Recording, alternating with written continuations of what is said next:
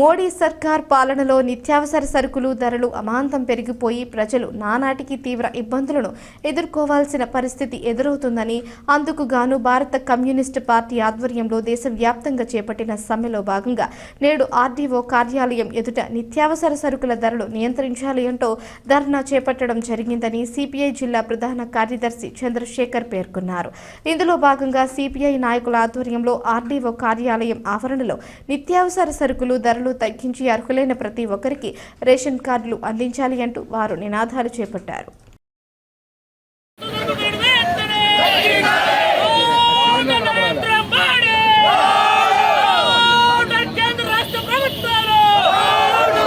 నిత్యావసర వస్తువుల ధరలను నిత్యావసర వస్తువుల ధరలను బ్లాక్ మార్కెట్లలో కొమ్ము కాస్తున్న నరేంద్ర మోడీ పెంచిన నిత్యావసర వస్తువుల ధరలను తగ్గించాలని, ప్రజా పంపిణీ వ్యవస్థను పటిష్టం చేయాలని, ఈ దేశంలో అర్హులైనటువంటి పేదలందరికీ కూడా రేషన్ కార్డులు మంజూరు చేయాలని భారత కమ్యూనిస్టు పార్టీ చేపట్టినటువంటి దేశవ్యాప్త ఆందోళన ఏదైతే ఉందో 1వ తారీఖు నుంచి 6వ తారీఖు వరకు, అందులో భాగంగా ఈరోజు బద్వేల్ ఆర్డీఓ కార్యాలయం వద్ద ఆందోళన చేపట్టడం జరుగుతూ ఉంది.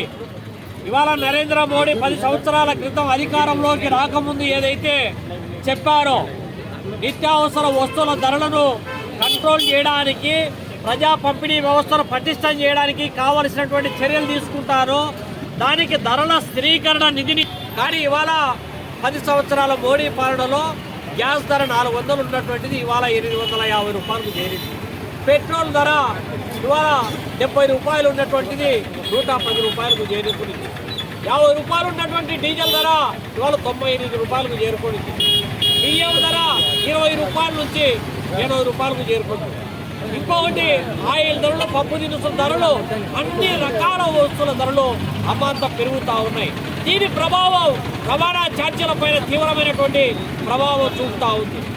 ఇంకోవైపు ఆహార భద్రతా చట్టాన్ని అమలు చేస్తామని చెప్పి ఒకవైపు చెబుతూనే ఇంకోవైపు దేశంలో పేదరికంలో లేకపోతే ఆహార సూచీలో 128వ స్థానంలోకి పడిపోయింది ప్రపంచంలోనే. అంటే ఈ దేశంలో కటిక పేదరికాన్ని అనుభవించేటటువంటి పేద కుటుంబాలు పెరుగుతూ ఉన్నాయి తప్ప తగ్గేటటువంటి పరిస్థితి ఇవాళ లేదు. ఇంకోవైపు దేశంలో రేషన్ కార్డుల కోసము దరఖాస్తు చేసుకున్నటువంటి వాళ్ళు దాదాపు 15 కోట్ల మంది దేశంలో ఉంటే మన రాష్ట్రంలో కూడా లక్షల మంది ఇవాళ దరఖాస్తు చేసుకుంటూ ఉన్నారు. కానీ జనగణన జరగకుండా కార్డులు పంపిణీ చేయడం కాదనేటువంటి ఒక కుంటి సాకులతో కార్డులు మంజూరు చేయకుండా కాలయాపన చేయడం వల్ల పేద కుటుంబాలు తీవ్రమైనటువంటి ఇబ్బందులు పడతా ఉన్నారు. ఎప్పుడో 10 సంవత్సరాల క్రితం ఇచ్చినటువంటి రేషన్ కార్డులు తప్ప ఇప్పటికి పెళ్లిళ్ళు అయ్యాయి, కుటుంబాలు ఏర్పడినాయి, వాళ్ళు సపరేట్ జీవనం సాగిస్తూ ఉన్నారు. పిల్లలు పెద్దోళ్ళు అయినారు, పెళ్లిళ్ళు అయినారు, వాళ్ళు సపరేట్ అయిపోయినటువంటి వాళ్లకు కార్డులు మంజూరు చేయాల్సినటువంటి అవసరం ఉంది. ఈ వ్యవస్థను సుప్రీంకోర్టు కూడా మ్యాండేట్ జారీ చేసింది. ఎవరైతే అర్హులు ఉన్నారో వాళ్ళందరికీ కూడా రేషన్ కార్డులు మంజూరు చేయాలని చెప్పి చెబుతూ ఉన్నప్పటికీ కూడా ఈ విధమైనటువంటి చర్యలు తీసుకునే పరిస్థితి వాళ్ళ కేంద్ర రాష్ట్ర ప్రభుత్వాలు అవలంబించడం లేదు. ఇంకోవైపు ఏమో రైతులు పండించినటువంటి రైతులకు గిట్టుబాటు ధర లేక అవస్థ పడతా ఉన్నారు. మాకు పెట్టుబడికి వచ్చే ఆదాయానికి పొంతం లేక ప్రతి ఏటా భారం పెరిగిపోయి అప్పుల ఊపిలో కూరుకుపోయి ఆత్మహత్యలు చేసుకోవాల్సినటువంటి పరిస్థితి నెలకొంటా ఉందని చెప్పి రైతాంగం ఒక పక్క పోరాటం చేస్తూ ఉన్నారు. ఇంకోవైపు ప్రజలు ఎక్కడా కూడా కొనుగోలు చేయాలంటే వస్తువులు ఎక్కడా కూడా అందుబాటులో లేనటువంటి పరిస్థితి దాపురిస్తూ ఉంది. అంటే పండించే రైతుకు గిట్టుబాటు లేదు, కొనుగోలు చేసే ప్రజలకు ఆ ధరలు అందుబాటులో లేనటువంటి వ్యవస్థలో మధ్యలో ఉన్నటువంటి దళారీ వ్యవస్థ, బ్లాక్ మార్కెట్ వ్యవస్థ ఇవాళ రాజ్యాన్ని శాసిస్తూ ఉంది, ప్రజాన్ని ప్రభుత్వాన్ని శాసిస్తూ ఉంది.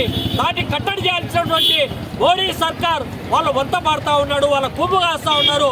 వాళ్ళు వేసే ఎంగిలి బెతుకులకు కక్కుర్తిపడి ఇవాళ దేశంలో ఉన్నటువంటి వ్యవసాయ రంగాన్ని పూర్తిగా కార్పొరేట్ కంపెనీలకు కట్టబెట్టడానికి, పార్టీ కంపెనీలకు కట్టబెట్టడానికి ప్రయత్నం చేస్తూ ఉన్నాడు.